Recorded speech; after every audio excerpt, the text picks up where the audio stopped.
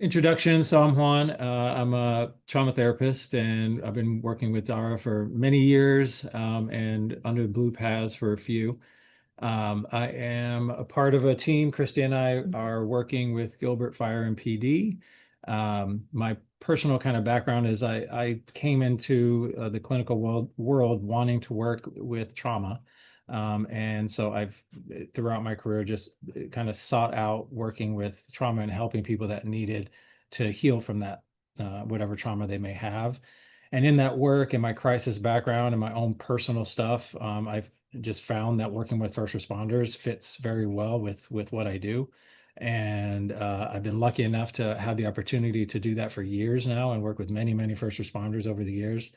And yeah, so I've been working with Gilbert now. We've been with them for over a year, just past a year with them. Yeah, so that's a little bit about me. I'll let Kristi share Awesome. her story. Yes. Yeah. Well, good afternoon. And thank you everyone for just letting us join you here. We know it's been a long day. You've had a lot of great content, and certainly we want to just add to that and hopefully tie some things together for you from our perspective. So definitely thank you again. My first name is Kristi. And I'm a licensed clinical social worker and licensed independent substance abuse counselor with Arizona, and have been in the mental health field, goodness, for close to 3 decades, not quite yet. But also my touch point with first responder world is that before I became a licensed mental health clinician in the state of Arizona, I was a Phoenix police officer and was with them there, was married and connected to another Phoenix police officer at the time. And so coming from the aspect of having a touch point and having that experience of working as a patrol officer, a field training officer, and then also being a spouse to another first responder gave me a different perspective once I rolled out due to family just dynamics. And I was the one that had the degree. And again, just from the aspect of sometimes you do what you need to do to for the betterment of your family, but certainly coming back into the world of mental health, and from there just had a tremendous pathway, which ultimately led to working with Dara and the team here, and ultimately doing the work that we want to share with you today. So um, one of the first things that we wanted to share with you is the why. Because sometimes whenever we're in the business of working with individuals, one of the drilling down points, and sometimes also from perspective of whether you're working as a law enforcement officer, a fire in fire service in any way, or EMT, whatever your touch point is, many times what we're trying to discover is what's the why for what's occurring and what we're walking into. The same for Juan and I. And what we wanted to share with all of you today is what's our why? What is BluePaz's why for doing this work? So one of the first and primary reasons why is, of course, listed there is that we know that in the culture of both fire service and law enforcement, that the culture, again, carries its own unique facets. There's a lot of talk about wanting to change culture, but I want to pose that it's about enhancing the culture.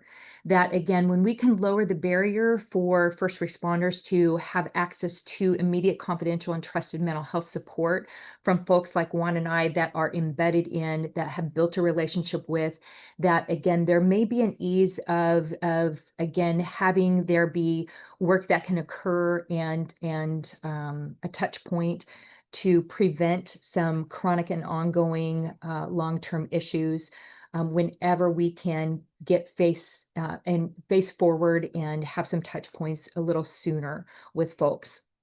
So the other aspect also is that from working with individuals, we want to help them not only maintain their level of mental well-being, but also potentially improve that. Because we know that that chronic and repeated stress cumulatively is going to challenge core beliefs of someone. And there is the few, maybe few rare people that walk through their career and again come out of the work that's being done relatively unscathed. And what we know is that at some point, whether they're active or sworn, whether they're active, sworn, or retired, that there are moments where there can be a shift in how they process the past and the present, dealing with what's happening in their families, um, also tackling how they see the world, see themselves, the fear, sometimes that hypervigilance, and all of the things that you probably heard about today in some of the other presentations as far as the impact of trauma. So the beauty of the work that we've been able to be a part of is having the ability to build relationships with folks in a way that allows for there to be some more immediate access and efficiency in hopefully preventing or at least reducing the long-term consequences of that trauma. So we'd like to just share a little bit about where we started. For some of you, we know that you may be looking for some innovative ideas. So we want to really kind of give you that insider's view, or maybe even that hope that this is possible. For others of you, it may be that, again, you want to find ways to also honor the work of your peer support team, because there are a lot of touch points that they have with members that may go beyond the scope of what they can handle, but when there's no one else there, they stand in the gap. And so being able to go back to your agencies to, again, present the idea that it is happening somewhere, that the ability to embed mental health clinicians into fire service, embed mental health clinicians into a law enforcement agency, that it is possible. But there are a lot of different elements, and we'll hopefully hit on those to help you make that pitch, that sales, or encourage there to be it on the radar somewhere in the future for agencies, or at least have maybe some level of similarity. So that way, again, you can support the members in a way that feels like it's goes beyond the peer support team, because we want to honor all the work that they do as well and work collaboratively with them. So where we started, again, in Gilbert, Arizona, for those of you that aren't familiar, in Gilbert, there was obviously the desire several years ago, and it became someone's wish, that there was the ability to have something beyond the peer support team. When that baby finally got birthed, Dara, who again had the connection, began those conversations. Juan and I were lucky enough to be asked to be a part of this. And so in early spring of 2024, which is not terribly long ago, we sat down primarily with the peer support and wellness team for Gilbert Fire to begin having conversations, talking about what was needed, what was the vision, what was the need that was being seen, so that we could determine not only are we the best fit, but also how could we step in the gap and continue to bring value add to what was needed for Gilbert Fire. There was also conversation that Gilbert Police Department was also in the same search.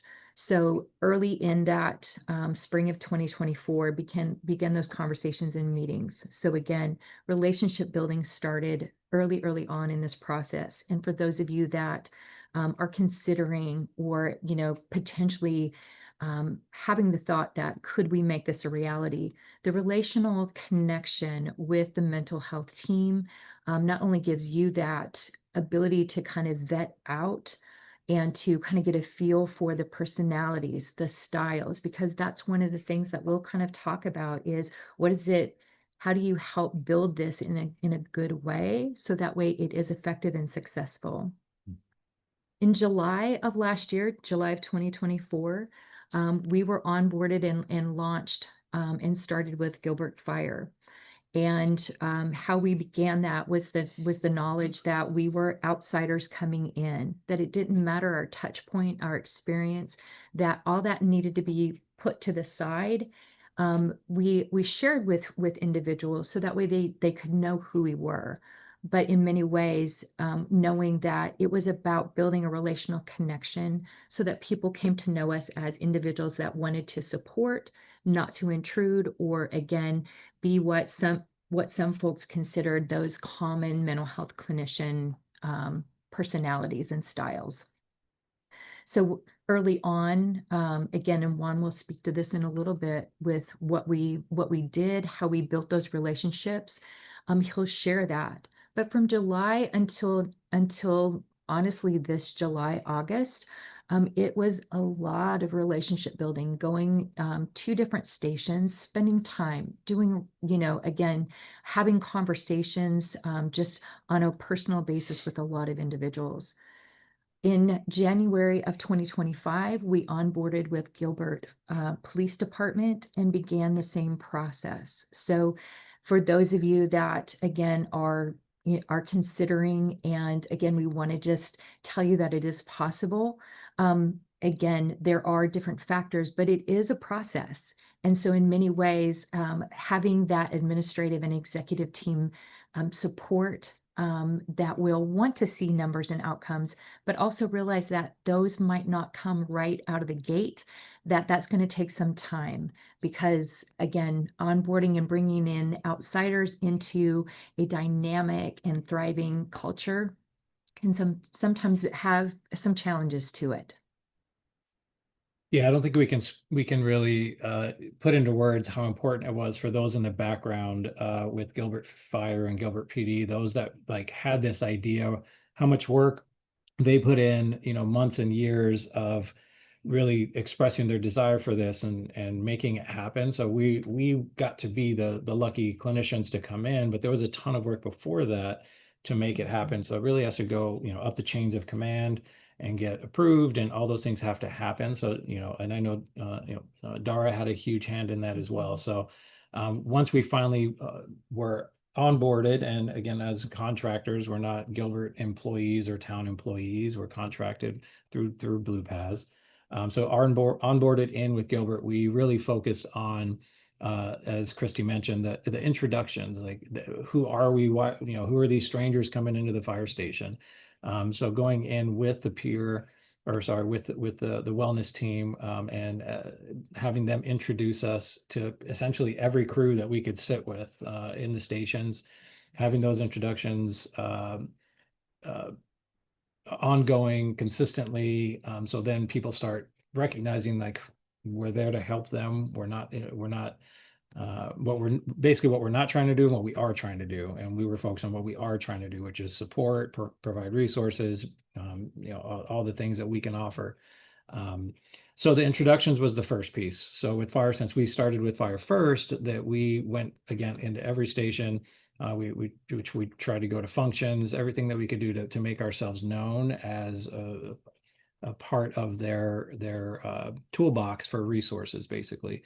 They know that we're clinicians, but we don't want them to view us as they're trying to come in and be our therapists or our counselors. We had to really make sure up front that, number one, what we were there for. Number two, that we're not trying to be intrusive. We don't want to change anything about what their days look like.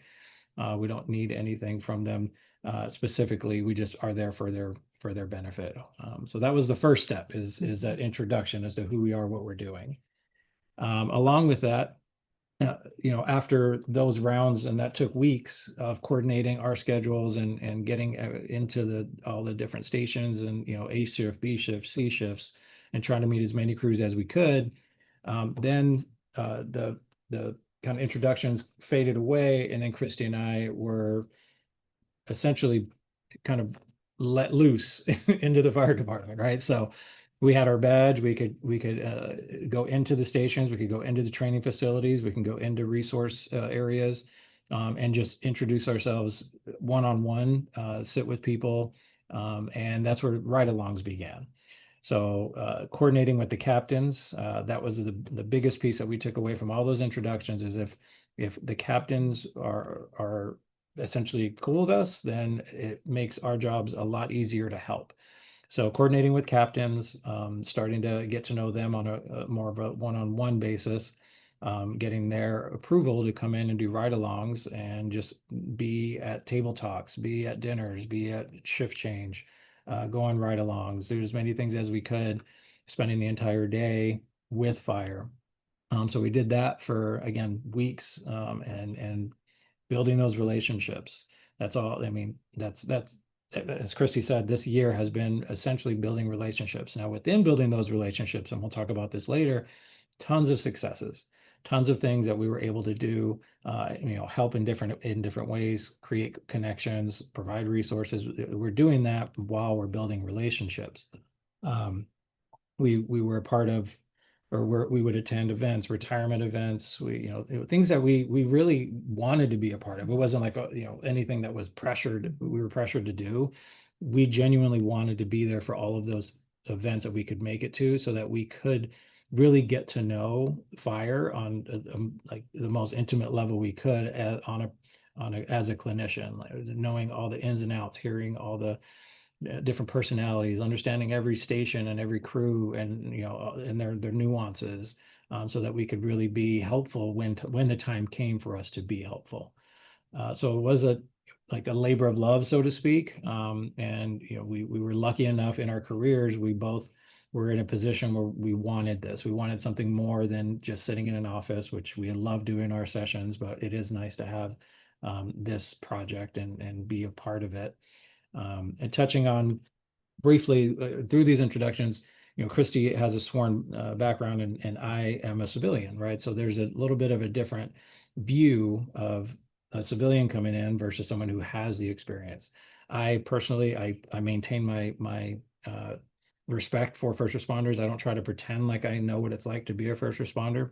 I have crisis background, but I feel like my strength and just curiosity and respect and really genuine care about what they do and what they experience, allowing them to kind of teach me things that, I've worked with hundreds of first responders in different parts of Arizona, but that doesn't mean I know what it's like to be a first responder. So being in the stations, going on ride-alongs, um, really helped me see what it is that affects their not only their work life but their home life.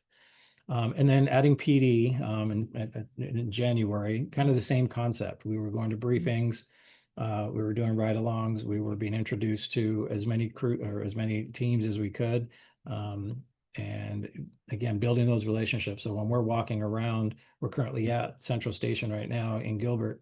When we walk around these halls, we're not necessarily a stranger. Not everybody knows who we are, but we are known enough to where the people that we see on a regular basis, they now are comfortable with us. So today, as Kristi and I move forward, we're very lucky that we can move about the different departments freely. And we'll talk about what that means on a clinical side and support side. Anything you want to add? Yeah. I think the biggest piece is sometimes breaking down that unknown element of who we are and what our hidden agenda that, again, sometimes just as humans, we wonder, when people are coming in and there's a new project, what's really at the base of this? And just really being able to kind of give the knowingness in that, and to lift up the comfort level, to realize that there is no hidden agenda. Initially, we had been met with some comments around, oh, what do you need now, or who do you need to see? Like, is there anything you need? And it's like, no, I just came to just hang and connect with. Um, Yeah. so again, a lot of that time just being human and really connecting how we break out our time. So we are contracted to dedicate 20 hours per week to Gilbert Fire and 20 hours per week to Gilbert PD. We split that between us. So there's 10 hours each that we give to each. So in essence, we both still carry outside responsibilities, but we also share this contracted responsibility collectively to both departments. So I think in many ways, figuring out what works best, so that way it's not just an overwhelm of new people dropping in, but we're there, we have dedicated time, And again, we're closely connected and work with our peer support team members on both fire and PD. I was going to touch on the accessibility piece. Another big part of it is we gave them access to us. They have our business cell phone numbers, so they have our cell phone number that they can reach us, at any time. And they've peer team made the magnets for the fridges in the fire station, so they can reach out to BluePaz or they can reach out directly to us. And we gave that we chose to give them that option, right? Because we wanted to be as integrated as possible, and it pays off. It truly does. Yeah, absolutely. I think the other thing that sometimes we had to get real clear on as well too, because there was questions about, are you a 24/7 on-call team? And so while we were accessible, and I know Dara and Juan and I had some chuckles about, not poor boundaries, it's just how we roll, it's how we work. But we're accessible. But also, should there be, crisis situations that occur late in the night, early in the morning, to determine, if they can hold off until the morning hours, even if it's not contracted time that we have allocated, that we would step into, that situation on that day and maneuver around other schedules so that way we could take care of our team members, with both fire and PD, whoever was needing that crisis assistance. All right, so what did we bring to the table, right? What were we offering? The first thing was wellness visits. So there are individual wellness visits that we have had plenty of at this point, and those can be formal or informal. What does that mean? There are some folks that are required to have wellness visits, and those require a level of documentation to kind of show that that happened. And then there's informal, which require minimal or no documentation, and those again are not therapy sessions. They are an allocated time for people through either fire or PD to spend with us, to be able to talk about what's going on, discuss family life, work life.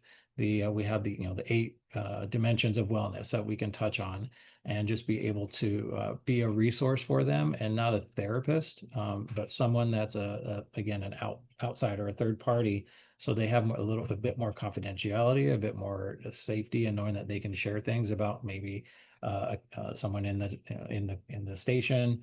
Maybe they're frustrated with the policy. Maybe they are upset about something going on in the department. They can talk to us about that, and they have confidentiality. And so we offer these wellness visits, and we at times kind of push wellness visits to make sure that people understand that they are not therapy, and that we are truly there to support. And again, our goal has always been longevity and mental fitness, and creating opportunities for them to be the most fit in both the mind and body. So the wellness visit was the first thing. Again, some are required to do them, and some were voluntary, and so that we got both ends of that. Anything you would add to wellness visits? I think what we found was that both fire and PD delivered or made the ask and put those in motion differently. For fire, it was not a mandated wellness visit. So it became really, we relied on that connectivity and the ask and the support from the upper command staff, and then also from our peer support and wellness key point people, to really kind of help get the word out, to let people know, because we really try to target both the captains because of their role in the fire service, but then also later on with the new folks in the academy, new recruits, and then also folks that were in their first year of probation. So that way we could begin to enhance the culture of the fact that this is just a part of you taking care of you, no different than when you go to the gym and take care of you and train for anything else that may be happening on the track or medically. But in many ways, fire has and will continue to be a voluntary option when it comes to our wellness visits. With PD, what we have is we came into a standing SOP that just needed to be executed, and so we just stepped right in and started to do those mandated twice a year wellness visits. So. Yeah, then the station and squad visits, those were kind of, we touched on that a bit earlier, building relationships, just being in the in the either station or in a briefing or in within the department somehow visiting and being there. No, I mean we've done everything from going shopping with fire to going to different trainings. I've, on occasion I'll hang out in the gym with them and get some, get some steps in on the Stairmaster while the crew's working out, whatever it takes to build those relationships, right? So we're doing all these things again consistently. We're not showing up once a month. We're showing up weekly, and they know like when our days are, and that sometimes we switch those days, so we're not rigid. But they kind of know what to expect. Like they all know they're going to see us around every week for a certain amount of time. We'll go to different stations, visit different crews, different departments. So we make sure that we're consistent and that we're accessible. And I think we also try to not like bombard Yeah, yeah, yeah. the same stations as well too, Yeah. or the same crews. So Yeah. there's a lot of coordination that we try to do again behind the scenes, just to make sure that we're like really Yeah. making like hitting as many people as possible. Yeah, on occasion we'll show up and like, well, Kristi was just here last week. What's going on? Why are you coming in? So we want to make sure that we're spreading ourselves evenly throughout, all the stations. There's 11 fire stations in Gilbert and then the training facility. So there's plenty of places for us to visit. And then of course there's Central and Santan stations for PD. So there's always somewhere for us to visit and spend time. Critical incident debriefs. I'm sure most everyone in this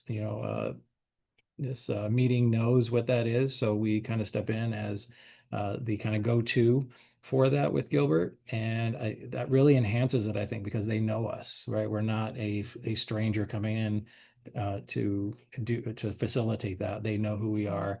And so we can lead those and hopefully make them more effective and also create the comfort for more people to come to them that maybe wouldn't show up or would be, you know, uh, wouldn't talk. So I think our role and again our relationship building helps the critical incident debriefs flow. And then we have a little blockage on our screen. And then acute care visits, right? So on occasion, there are things that we are requested to be a part of or to support in some way, shape, or form. And we're accessible, we're available. And that comes from a variety of different ways. The peer team, wellness teams can reach out to us. We could be alerted through, we have access to the um, G2, which is the dispatch. So we'll know when there's a drowning, we'll know when there's major pediatric codes, we'll know when those things happen and where we may be needed in the coming days or weeks after the crews have completed the call for service and are now in that healing period. So we are always available for those things, and we have those on our radar so that we can be there and help out. Thinking of that. No, I think biggest piece is, coming from the standpoint of, how do you choose someone that's in our profession to potentially come in to um, fill the role, so to speak, or to even pilot something like this if you're considering it or want to propose it. It really does come down to, and again, early on, is sitting down with, when we sat down with our fire cohorts and had the conversations, they got to see what kind of personalities we share. And that's one thing that I would really highly encourage because again, if there's a clinician that's really good at what they do, but they want to remain stationary in an office and struggle to be flexible to go wherever it takes to get in the car and drive from station to station or to work and go do a ride along on a graveyard shift with a police officer. They may be a great clinician, but it may not be the right fit. And I think that's really, so it's a really, critical choice in being able to find that right fit for your agency, for your department. So that way you can have success when you bring someone such as a mental health clinician into your department to help provide that extra level of confidential support for your team members. One other thing I was going to mention on this is we also have done trainings. So if you do decide to bring in clinicians, we can offer various trainings to to the teams, the crews, whoever it might be. So that's something that we've also offered, and that's been really well received. And then again, lastly, we do track and we track numbers, and we report those numbers. So how many people are we visiting? Who is actually engaging with us, not the who, but the number of people. We maintain confidentiality, of course, but we do provide tracking. So of course, in the grand scheme of things, a lot of this has to be proven on paper that it works. So we do provide tracking to our respective peer teams and wellness teams.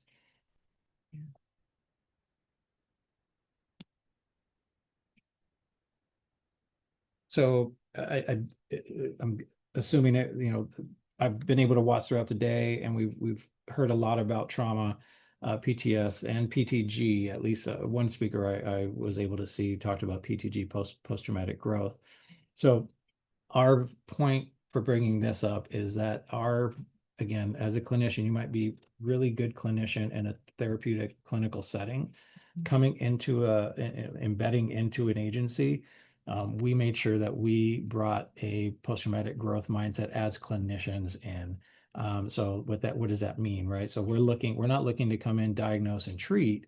We're looking to come in, support and create opportunity for growth and support those that are in need of support to help them stay on the job or to at least find a balance and stay healthy in mind and body. So we are not here as therapists or clinicians. We are here, I would say we're kind of here as agents for post-traumatic growth. So we bring that into the stations. It's the what's the purpose in the pain, I think, is something that's brought up has been brought up today. So helping guide that, because of course there can be negativity in the agencies. There can be burnout. There can be, there can be a lot of things, and we want to be someone that can create opportunities for positive experiences and post-traumatic growth. So we didn't want to necessarily touch on what PTS or PTG is too much because we believe that was touched on today, but it does play a role in what we do. And if anyone is considering having this service for their agencies or departments, making sure the clinicians you bring in are willing and able to do that. And they're not coming in just as a therapist that's looking to diagnose and treat. That's not what we are doing. Yeah. Yeah, I think it's incredibly critical because when you're looking for the successes of any program, and again, needing to show those folks who want to see the data, want to see the numbers, the qualitative elements are important as well as the quantitative.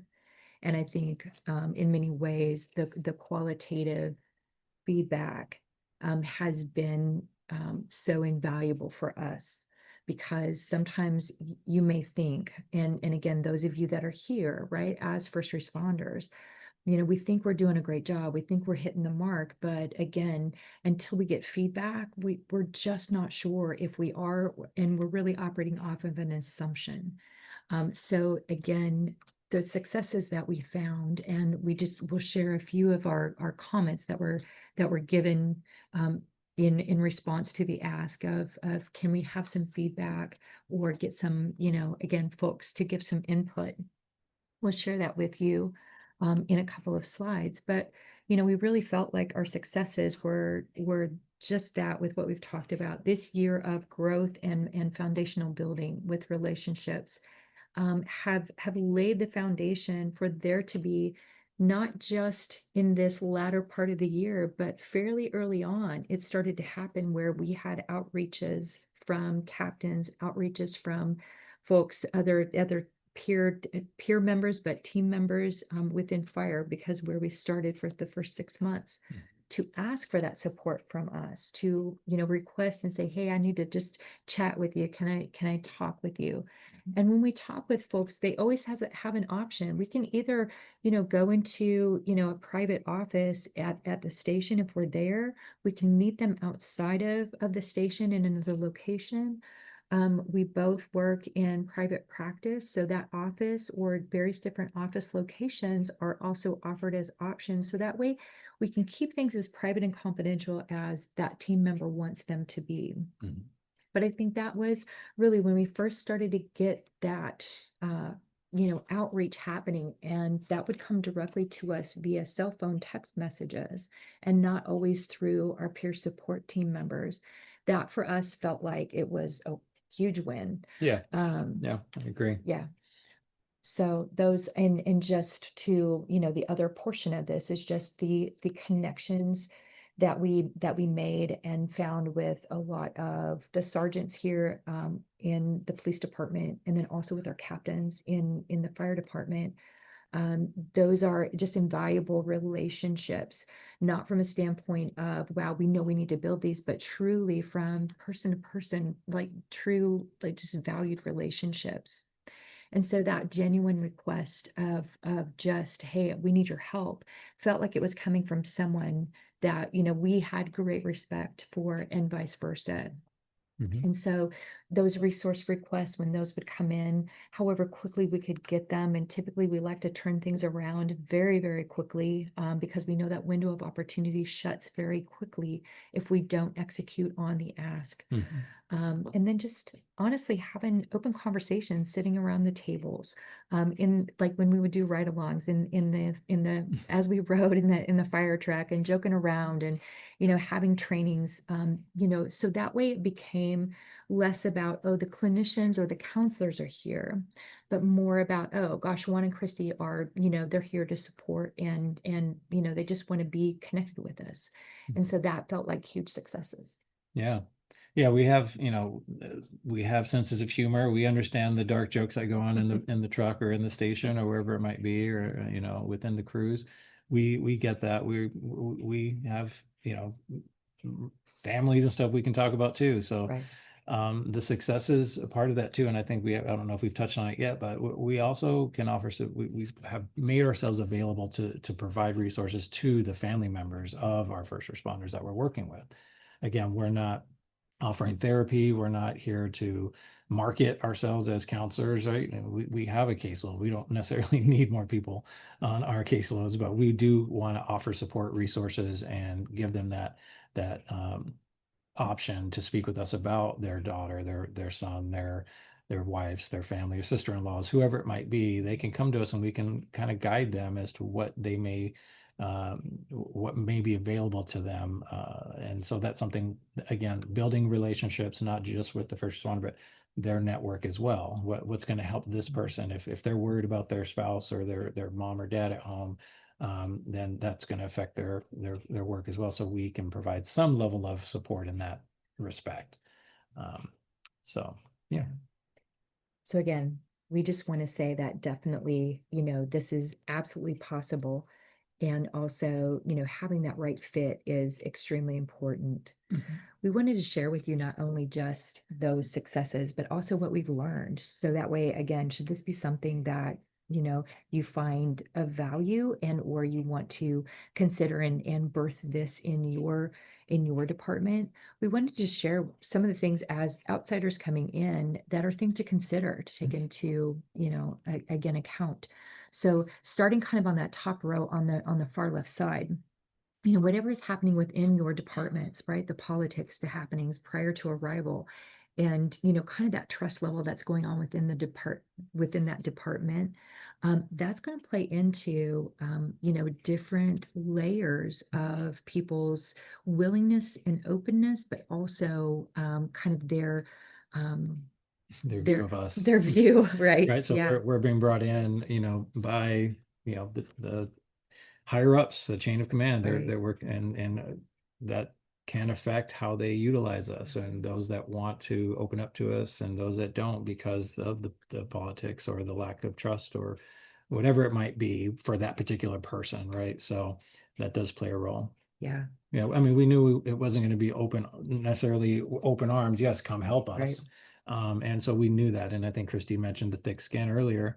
We don't take things personal. Like we know that we're here to support and we do what we can. And those that utilize us, we are happy to support. Yeah.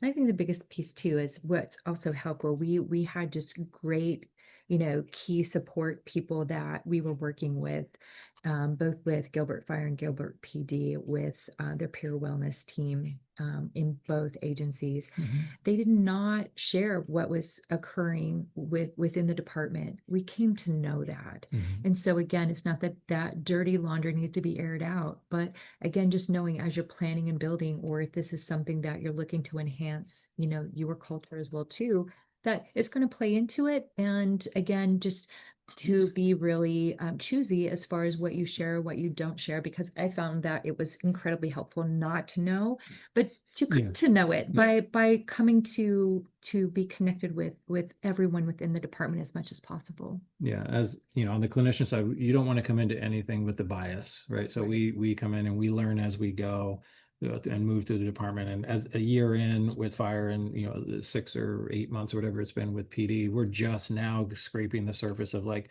the depth to some of the cultural stuff just within Gilbert, right? So, and it's a mixed bag. We are still learning. Yeah. The second one, mental health providers having a hidden agenda. I was just at a station before I came here, and somebody there was I can't remember what they asked, but they said, "Oh, do you make notes on all of us?" Right. So he was half joking, half serious, but I said that's way too much work for me to make notes on every person. So no, I do not make notes on everyone. So there's still some questions that come up, right? So and that again, we understand that, we respect that, and we want to make sure that we provide that reassurance that we are clearly not here to make notes or judge or any of that, just to support. Yeah, absolutely. Yeah. And I think a lot of times too, there have been, members that have had not so great experiences with mental health providers, or they've had family members that haven't had great experiences with mental health providers in the community. And so that desire to kind of keep everything within house, or keep everything within a station or within a squad, it takes time for even that to be allowed to be penetrated by someone who's not, they're not so sure that, really, are you going to keep this confidential? Or are you just telling me that and then going to go, rat me out to somebody else? And that fear of like, will you take me off of the truck, or will you take my gun away? Those fears are absolutely legit fears because it's an unknown. And so I'm always grateful when the ask is there and somebody has the courage to just make it ask, or to even jokingly say something, because again, I don't know what their walk has been, and I don't know what their storyline is within the department, what they've experienced, or kind of where they feel slighted or where they might feel supported. So again, just having that ability to just joke and be, again, as much relaxed as possible, and to take nothing personally, Mhm. because again, there's so many different storylines that all of our first responders have walked through. And so we always just want to honor that and just let them know, hey, this is what you got. What you see is what you got. And again, just that need for, anything that we can help, Yeah. with them to help do their job, and stay grounded and sustainable for the duration of their career. So Yeah, we're always yeah. like as the middle one on the bottom here, no matter the touch point or level of first responder culture competency, but clinician, we are an outsider. We are outsiders, right? So again, as a civilian, and Kristi with the background in PD, we're still an outsider to the Gilbert culture, to Gilbert Fire, Gilbert PD. But they have by far and large, but in basically they've been welcoming as they can be to outsiders for us. And so we just again remain consistent and do the things that we do to help maintain the relationships. And then the last one, I think we touched on that one, right? The wellness team Yeah. department, working collaboratively. Yeah, Yeah. we do meet with the wellness teams regularly. They do provide us some information on occasion that might, help us support those out and with the boots on the ground, and be as supportive as possible. But again, with on our end, we make sure that we maintain confidentiality on anything that we do. Yeah. I think it's important, like we were just sharing earlier, like those qualitative comments. And Mhm. again, there are several more that I didn't want to just put a whole bunch of words here up on the screen, but certainly wanted to share a few that were forwarded to me. And, again, we're always so appreciative whenever, there is that realization that we are a trusted um, to folks that are just coming in to be a part of, to join with, but to also make sure that, that everything that they are touching that has the potential to either create those longer term effects, whether it's personally or in their relationships, that they have a space and a person to come and talk to because we've spent some small amount of times with them to be someone who has scratched the surface Yeah. of the culture.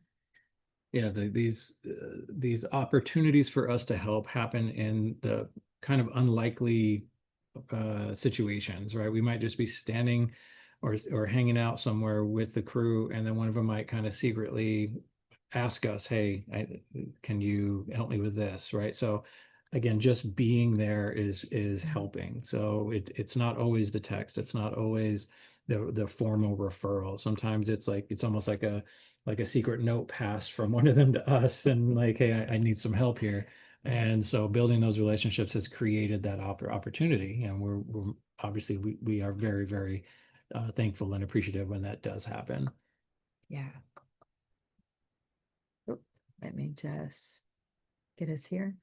So just kind of wrapping up and knowing, and again, just thank you again for your time. Thank you for allowing us to showcase what is possible and to really kind of deposit some of that hope into the landscape for any of you that might be, kind of contemplating this or kind of hoping that maybe this something like this can happen. We wanted to showcase that it can happen and it is happening in Gilbert. This coming year will be a year where we build upon that relationship foundation that will continue that relational connection and touch point in what we've been doing this year will continue. But now we go into a different level of building and offering additional options, so that way we can truly kind of like impact the landscape of the breadth of each squad, of each crew, to be able to know that they're incredibly valuable. And not only, to Juan's point earlier, not only just you, but your entire support system that is incredibly necessary to help you get through this career successfully. Mhm. So, fighting the stigma in mental health on the cultural landscape is still a work in progress, and it's going to be a work in progress for us here in the work that we're doing within Gilbert Fire and Gilbert PD. But we are very, very grateful and thankful to Jody and Dave with Gilbert Fire and Mark, McKay, and Candace with Gilbert PD for just supporting us and being open armed to bring us into, the landscape of the peer support wellness, teams with Yeah. both agencies. And so, Yeah. we just wanted to say our thanks to all of you, and then also to our teams that we, are so appreciative of. Yeah. No, Kristi said it very well. The only thing I wanted to add is just thinking outside of the box, and that's what the folks at Gilbert are doing. And thanks to their ability to do and put that into action, we have been able to do what we're doing. So again, we thank Gilbert and the entire team. And for all of you out there, hopefully some of what we shared can help you guys think outside of the box on how to support your crews, support your teams, and anyone else that you may be working with. So it's been our pleasure. Jody, that you guys had mentioned, is on the call, and she had put some stuff in the chat. But Jody, if you can, would you do us a favor and just let us know? I know we only have a little bit of time left, but maybe a couple of minutes from your perspective on what it's been like to have the team. Yeah, absolutely. So, in my role, I've been in for about 5 years, so about a year and a half with these guys. Before then, when there was a crisis situation, it's way above my job scope. How to handle certain situations, just the trust from our people, because certain things that we're told, we obviously with policies and things like that have to share. So being able to bring on Juan and Kristi and having this counselor team allows us to have that extra layer of confidentiality, to bounce ideas on how to handle certain situations with somebody who's more of an expert, and to pull them in, most importantly, on those crisis situations that we have had to utilize them more than once with. So it's been pretty life-changing for our people. That's really great, Jody. Thank you so much. I know one of the things that we didn't get a chance to talk about, but it was a really pivotal, critical time too, was when Joey Counts died, which was one of only 2 suicides that had happened in the department. Joey was active, BJ was retired, and our team were lucky enough to have the relationship started to be built, where Jody and Dave were able to get us in front of the teams to have conversations with them and help support the department. You can never anticipate when these things are going to happen, but sometimes, when these crises do happen, it's nice to have a team like ours to have that established relationship already, so you don't have to worry about building trust. You're already in there. So teams did a fantastic job. You guys did an amazing job taking care of the department. And I know that the department was very grateful for it too. So thank you. Mark, I am going to give you permission to talk too if you can, because Mark is on the PD side of the house. And so if you don't mind, Mark, just telling us just what it's been like for you guys to having an embedded mental health team.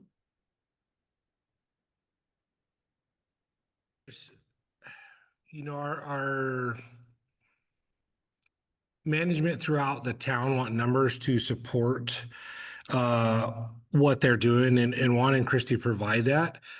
But it's hard to put numbers into that qualitative effect. And Juan and Kristi have integrated themselves very well, not only into our peer support team, but with our employees. And we also had a critical incident with officer-involved shooting where we do post-critical visits and things like that. And we were able to rely, and that's not the only one we've had, several child drownings or child deaths, and they've hopped in to help. And I heard part as well where Juan and Kristi were talking about their flexibility. It's not rigid and what it is. And I think it speaks to who they are and why they've integrated so well. Because that's our type of culture is, hey, when someone needs to step up, they're willing to step up. And, we try and coordinate well with them. We're learning along with them of how to integrate them, to remember them in our minds, to bring them forth to the front of the thought process, not as an afterthought.